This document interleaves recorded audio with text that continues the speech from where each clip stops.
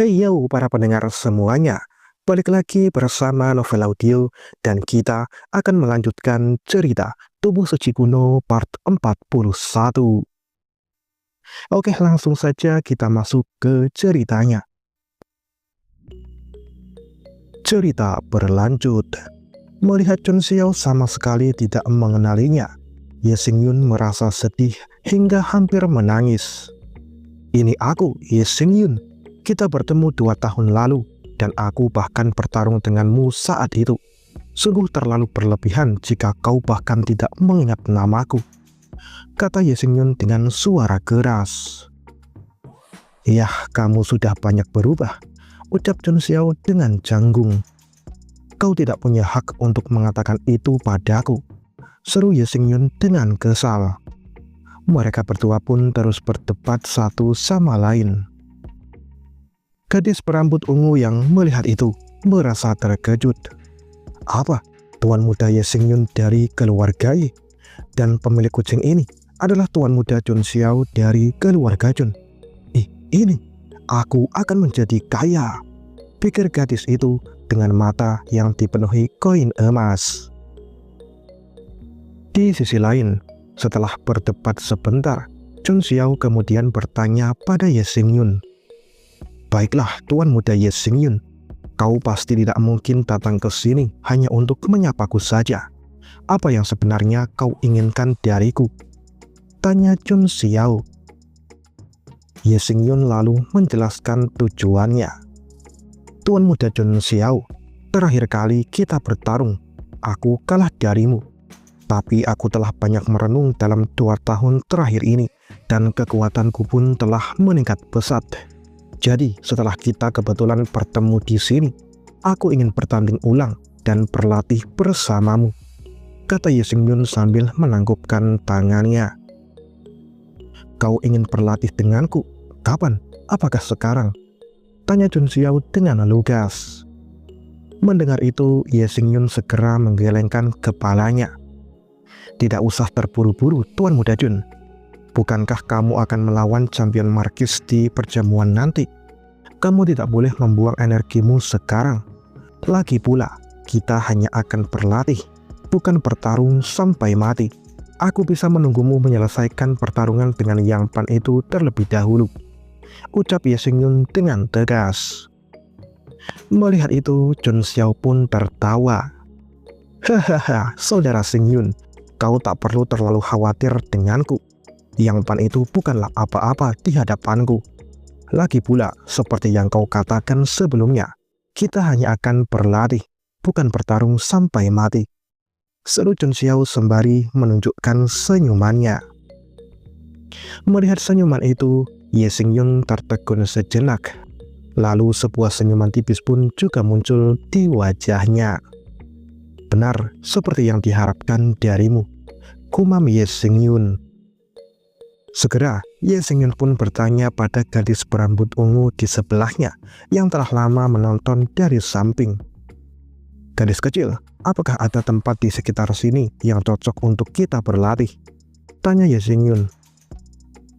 Gadis itu mengangguk.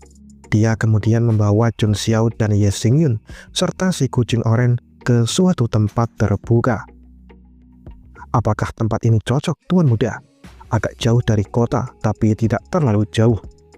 Selama para tuan muda tidak membuat terlalu banyak keributan, maka penjaga kota tidak akan memperdulikannya, ucap gadis itu. Chun Xiao memandang tempat ini sebentar, lalu dia menganggukkan kepalanya. Bagus, gadis kecil, ini memang tempat yang cocok untuk berlatih. Saudara Xingyun, bagaimana kita akan berlatih sekarang? Tanya Chun Xiao. Ye Xingyun berpikir sejenak, kemudian dia berbicara. Terakhir kali kita bertarung, meskipun aku menggunakan kekuatan magis andalanku, aku sama sekali tidak bisa menyentuh ujung pakaianmu. Tapi aku sudah banyak berubah. Bagaimana kalau kita bertarung dengan tangan kosong tanpa menggunakan kekuatan spiritual kita? Aku ingin melihat apakah aku dapat menangkapmu kali ini, ucap Ye Xingyun dengan percaya diri. Chun Xiao hanya tersenyum saat melihat itu. Bermain petak umpet, menarik. Kalau begitu, ayo kita mulai. Setelah Chun Xiao mengatakan itu, keduanya pun segera bersiap untuk bertarung. Ye Xingyun adalah yang pertama kali menyerang. Dia dengan cepat melesat ke arah Chun Xiao dan melancarkan pukulannya. Chun Xiao hanya memiringkan tubuh bagian atasnya untuk menghindari pukulan itu. Pada saat yang sama, dia juga melancarkan pukulannya. Pukulan Chun Xiao itu sangat cepat, hingga membuat Ye Xingyun gagal bereaksi. Dia hanya bisa menangkis pukulan Chun Xiao itu dengan kedua tangannya. Bam! Gelombang kejut menyebar. Tanah di bawah mereka langsung hancur. Gadis berambut ungu yang melihat pertarungan mereka dari samping menjadi sangat terkejut. Sungguh kuat. Ini hanyalah sebuah pukulan, tapi tampaknya sangat besar. Inikah kekuatan dari 3 keluarga kekaisaran? Pikir gadis itu di dalam hatinya. Namun segera ekspresi gadis itu berubah. Benar, aku ingat. Sepertinya pria busuk bermarga yang itu ingin menantang Tuan Muda Chun Xiao ini. Jika itu Tuan Muda Chun Xiao, mungkin dia benar-benar bisa melenyapkan pria busuk itu. Pikir gadis itu dengan niat membunuh yang terpancar darinya. Gadis ini sebenarnya bukanlah orang biasa. Namanya adalah Qin Xuan. Ayah Qin Xuan bernama Qin Tian. Dia adalah seorang markis yang telah menjabat di dinasti Dewa Panwu sejak lama. Sedangkan ibu Qin Xuan, dia dikenal sebagai wanita tercantik di dinasti Dewa Panwu. Pada suatu saat di suatu perjamuan di kalangan bangsawan, Qin Xuan pergi ke sana bersama ayahnya dan ibunya. Yang Pan juga menghadiri pesta itu. Saat Yang Pan melihat ibu Qin Xuan, dia langsung terpikat oleh kecantikannya. Dan seperti yang sudah bisa ditebak, Yang Pan langsung memaksa ibu Qin Xuan untuk menjadi selirnya.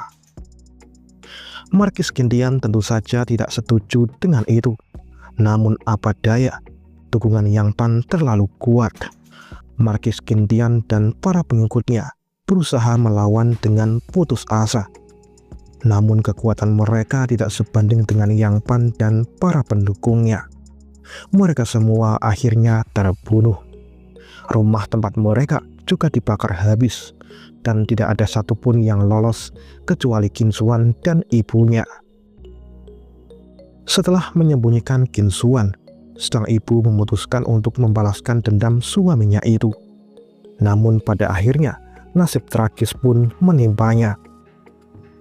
Dia tertangkap, dan setelah disiksa, Yang Pan kemudian memotong-motong tubuhnya dan membuangnya ke hutan belantara.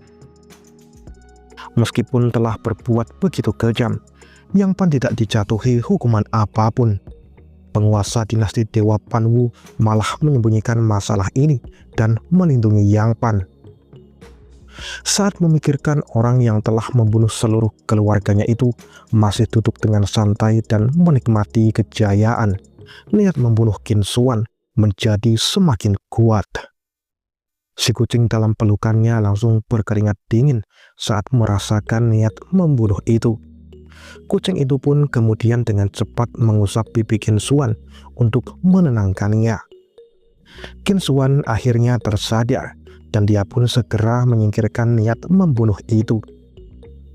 Saat Qin Xuan mengalihkan pandangannya lagi ke pertarungan Chun Xiao dan Ye Xingyun, dia sangat terkejut.